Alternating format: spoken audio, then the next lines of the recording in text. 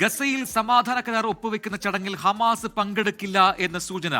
ഈജിപ്തിൽ നടക്കുന്ന ചടങ്ങിൽ നിന്ന് ഹമാസ് വിട്ടുനിൽക്കുമെന്ന് പൊളിറ്റിക്കൽ ബ്യൂറോ അംഗം ഹൊസാം ബദ്രാൻ വ്യക്തമാക്കി. വാർത്താ ഏജൻസിയായ AFPക്ക് നൽകിയ അഭിമുഖത്തിലാണ് ബദ്രാൻ നിലപാട് വ്യക്തമാക്കിയത്. ശ്രീജിത്ത് ബാലകൃഷ്ണൻ ഇന്റർനാഷണൽ ന്യൂസ് ഡെസ്കിൽ നിന്ന് ചേരുന്നു ഏറ്റവും പുതിയ അപ്ഡേറ്റുകളുമായി. ശ്രീജിത്ത്, നിലവിൽ എന്താണ് ഹമാസിന്റെ നിലപാട് ഗസയുമായി ബന്ധപ്പെട്ട്? ഏറ്റവും ഒടുവിൽ ലഭിക്കുന്ന വിവരങ്ങൾ, സൂചനകൾ, റിപ്പോർട്ടുകൾ അത്ര ശുഭകരമല്ലല്ലോ. തീർച്ചയായും ലോകത്തെ തന്നെ ആശങ്കയിലാക്കുന്ന ഒരു തീരുമാനത്തിലേക്കാണ് ഇപ്പോൾ ഹമാസ് പോകുന്നത്. കാരണം ലോകം സമാധാനം ആഗ്രഹിക്കുന്നു, ഗസയിൽ സമാധാനം വരുന്നു എന്ന് പ്രതീക്ഷയോടെ കാത്തിരിക്കുന്ന ദിവസങ്ങളായിരുന്നു ഇന്നലെയും ഇന്നുമായി കടന്നുപോയത്. നാളെയും മറ്റന്നാളുമായി ചർച്ചകൾ പുരോഗമിക്കുകയും നാളെയും മറ്റന്നാളുമായി ഗസയിൽ സമാധാന കരാർ ഒപ്പിടുകയും ചെയ്യും. ട്രംപ് തന്നെ നേരിട്ട് ഈജിപ്തിലേക്ക് വരികയും ചെയ്യുന്ന ഒരു സാഹചര്യം ഉണ്ടാകുന്നു. അങ്ങനെ ലോകം പ്രതീക്ഷയോടെ കാത്തിരിക്കുന്നു, ഗസ പ്രതീക്ഷയോടെ കാത്തിരിക്കുന്നു. ലക്ഷക്കണക്കിന് ആളുകൾ, ഗസയിൽ നിന്ന് ഒഴിഞ്ഞുപോയ ലക്ഷക്കണക്കിന് ആളുകൾ ഇപ്പോൾ ഗസയിലേക്ക് തിരിച്ചു വന്നുകൊണ്ടിരിക്കുകയാണ്. ഇപ്പോഴും ആ യാത്ര തുടർന്നുകൊണ്ടിരിക്കുകയാണ്. ആ ഒരു സാഹചര്യത്തിലാണ് ഇതിൽ നിന്നെല്ലാം വിഭിന്നമായി, അല്ലെങ്കിൽ ഈ തീരുമാനങ്ങളെയും ഈ സമാധാന ചർച്ചകളെയും മറികടക്കുന്ന രൂപത്തിൽ, അല്ലെങ്കിൽ അതിനെ അട്ടിമറിക്കുന്ന രൂപത്തിലേക്ക് പുതിയ തീരുമാനത്തിലേക്ക് ഇപ്പോൾ ഹമാസ് പോകുന്നതായിട്ട് മനസ്സിലാക്കുന്നത്. ഹമാസ് പറയുന്നത് ഈ സമാധാന ചർച്ചയുടെ ഉടമ്പടിയിൽ, അതായത് ചർച്ചയുടെ പരിസമാപ്തി എന്ന നിലയിൽ, ചർച്ചയുടെ ഏറ്റവും അവസാനം എന്ന നിലയിൽ ഈ ആ ഉടമ്പടിയിൽ ഒപ്പുവെക്കുന്ന ചടങ്ങിൽ ഔദ്യോഗികമായി ഹമാസ് പങ്കെടുക്കില്ല എന്ന തീരുമാനത്തിലേക്കാണ്. കാരണം ഇതുവരെ ചർച്ചയിൽ പങ്കെടുത്തത് മധ്യസ്ഥർ കൂടി വിളിച്ചതുകൊണ്ടാണ്, അല്ലെങ്കിൽ മധ്യസ്ഥർ കൂടി പങ്കെടുത്ത ചർച്ചയിലാണ് ഞങ്ങൾ പങ്കെടുത്തത്, അതിൽ ഔദ്യോഗിക എടുക്കില്ല എന്നൊരു തീരുമാനത്തിലേക്കാണ്, അല്ലെങ്കിൽ ആ നിലപാടിലേക്കാണ് ഇപ്പോൾ ഹമാസ് പോകുന്നത്. ഒരുപക്ഷെ ഹമാസ് നേതാക്കൾ വിട്ടുനിൽക്കുകയാണെങ്കിൽ, ചർച്ചയിൽ അല്ലെങ്കിൽ ആ ചർച്ചയിൽ അവസാന നിമിഷം ഒപ്പിടുന്നതിൽ നിന്ന് ഹമാസ് വിട്ടുനിൽക്കുകയാണെങ്കിൽ സ്വാഭാവികമായും ആ കരാർ സാധ്യമാകാതെ വരും എന്ന രൂപത്തിലേക്കാണ് കാര്യങ്ങൾ പോകുന്നത്. ഇതൊരു വാക്കാൽ പറഞ്ഞുറപ്പിച്ച കരാർ മാത്രമായി മാറുകയും ഔദ്യോഗികമായി ഹമാസ് ഒപ്പിടാതിരിക്കുകയും ചെയ്യുന്ന സാഹചര്യത്തിലേക്കാണ് ഇപ്പോൾ പോകുന്നത്.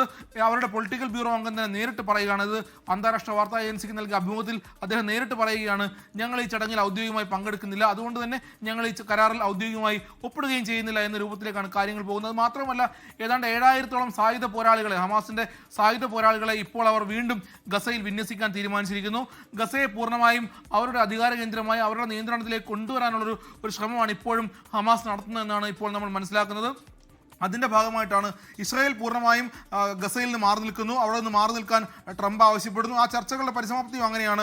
ഇസ്രായേൽ പൂർണ്ണമായും ഗസയിൽ നിന്ന് മാറി നിൽക്കുന്നു. ഗസയിൽ ഇനി ആക്രമണം നടത്തേണ്ടതില്ല ഇസ്രായേൽ എന്ന് തീരുമാനിക്കുന്നു. അങ്ങനെ ഇസ്രായേലിൻ്റെ സൈന്യം പൂർണ്ണമായും മാറി നിൽക്കുകയും ഗസയിൽ താൽക്കാലികമായെങ്കിലും വലിയ പ്രതീക്ഷയോടെ സമാധാനം വരികയും ചെയ്തൊരു അന്തരീക്ഷം ഉണ്ടാകുന്നു. ആ അന്തരീക്ഷം നിലനിൽക്കുമ്പോൾ അതിനെ തകർക്കുന്ന രൂപത്തിലാണ് ഹമാസ് ഇപ്പോൾ പറയുന്നത്, ഞങ്ങൾ 7000-ഓളം സായുധ പോരാളികളെ അവിടെ വിന്യസിക്കാൻ പോകുന്നു. കാരണം അവിടെ ഉണ്ടാകുന്ന ആഭ്യന്തര പ്രശ്നങ്ങൾ നിയന്ത്രിക്കാൻ അവിടെ ഒരു സംവിധാനം വേണം. ഇപ്പോൾ നിരവധിയായ ആളുകൾ, ഗസയിൽ നിന്ന് വിട്ടുപോയ ആളുകൾ അവിടേക്ക് തിരിച്ചു വരുന്നുണ്ട്. സമാധാനം ആഗ്രഹിക്കുന്ന ആളുകൾ നിരവധിയായി തിരിച്ചു വരുന്നുണ്ട്. അങ്ങനെ തിരിച്ചു വരുമ്പോൾ അവരെ നിയന്ത്രിക്കാൻ അവിടെ ഒരു ഭരണ സംവിധാനം ആവശ്യമാണ്. ആ ഭരണ സംവിധാനം വേണമെങ്കിൽ അത് ഞങ്ങൾ തന്നെയാണ് ചെയ്യേണ്ടത്. അതിനായിട്ടാണ് ഞങ്ങൾ അവിടെ 5 മേഖലകളായി തിരിച്ചുകൊണ്ട് ഗവർണർമാരെ നിശ്ചയിച്ചുകൊണ്ട് ഭരണം തീരുമാനിക്കാൻ പോകുന്നത്. അങ്ങനെ ആ നിലവിൽ ഈ ചർച്ചകളുടെയും ഈ കരാറിൻ്റെ ഏറ്റവും പ്രധാനപ്പെട്ട കാര്യമെന്ന് പറയുന്നത് അവിടെ ഗസയിൽ നിന്നും പൂർണ്ണമായി ഹമാസ് വിട്ടുനിൽക്കുക, ഹമാസിനെ നിരായുധീകരിക്കുക എന്നിങ്ങനെ 2-3 കാര്യങ്ങളാണ്. ആ 2 കാര്യങ്ങളിലും, അതായത് നിരായുധീകരണം മാറ്റിവെച്ചുകൊണ്ട് പകരം സായുധ പോരാളികളെ വീണ്ടും അവിടേക്ക് കൊണ്ടുവരുന്നു.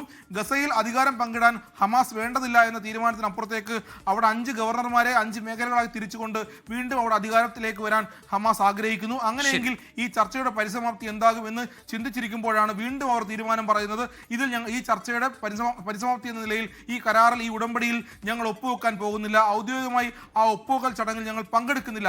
ഈജിപ്തും ഖത്തറും ചേർന്ന് നടത്തിയ സമാധാന ചർച്ചയുടെ പരിസമാപ്തിയിൽ, അതിൻ്റെ ഉടമ്പടിയിൽ ഞങ്ങൾ ഒപ്പുവെക്കാൻ ഉണ്ടാകില്ല എന്നൊരു തീരുമാനം കൂടിയാണ് പറയുന്നത്. പക്ഷേ അതിൻ്റെ മറുവശം എന്ന് പറയുന്നത്, അങ്ങനെയാണ് നിങ്ങൾ മുന്നോട്ട് പോകുന്നതെങ്കിൽ ഇത് ഹമാസിൻ്റെ ഉന്മൂലനത്തിലേക്കായിരിക്കും കാര്യങ്ങൾ പോകുന്നത് എന്ന രൂപത്തിൽ കഴിഞ്ഞ ദിവസങ്ങളിലൊക്കെ ട്രംപ് പറഞ്ഞിരുന്നു. 3 അന്ത്യശാസനമാണ് ട്രംപ് ഹമാസിന് നൽകിയത്. പൂർണ്ണമായും ഗസയിൽ നിന്ന് മാറി നിൽക്കുക, ഗസയുടെ അധികാരത്തിൽ നിന്ന് വിട്ടുനിൽക്കുക, നിരായുധീകരണത്തിലേക്ക് പോകുക, അതുമാത്രമല്ല ബന്ദികളെ വിട്ടു നൽകുക. ഇതിൽ ബന്ദികളെ വിട്ടു നൽകുന്ന കാര്യത്തിൽ മാത്രമാണ് ഇപ്പോഴും പ്രതീക്ഷയുള്ളത്. 2 പക്ഷത്തും ബന്ദികളെ വിട്ടു നൽകുന്ന കാര്യത്തിൽ ഏതാണ്ട് തീരുമാനമായിട്ടുണ്ട്. പക്ഷേ അതിനപ്പുറത്തേക്ക് ചിന്തിച്ചാൽ കാര്യങ്ങൾ കുറച്ചുകൂടി കുഴഞ്ഞു പറഞ്ഞ അവസ്ഥയിലാണ്. ഹമാസ് ഈ നിലപാടിലേക്കാണ്, അതായത് നിരായുധീകരണത്തിന് പകരം അവിടെ സായുധ പോരാളികളെ വിന്യസിക്കുന്നു, അധികാരത്തിലേക്ക് വരാൻ അവർ ആഗ്രഹിക്കുന്നുണ്ടോ എങ്കിൽ വീണ്ടും ഗസ പോകുന്നത് സമാധാനമില്ലാത്തൊരു അന്തരീക്ഷത്തിലേക്കായിരിക്കും. ഇതിൽ ഇസ്രായേലിന്റെയും ട്രംപിന്റെയും നിലപാട് അതിനിർണായകമാകും. പ്രജിൻ. ശരി, ശ്രീജിത്ത് ബാലകൃഷ്ണനാണ് ഇന്റർനാഷണൽ ഡെസ്കിൽ നിന്ന് വിശദാംശങ്ങൾ പങ്കുവച്ചു.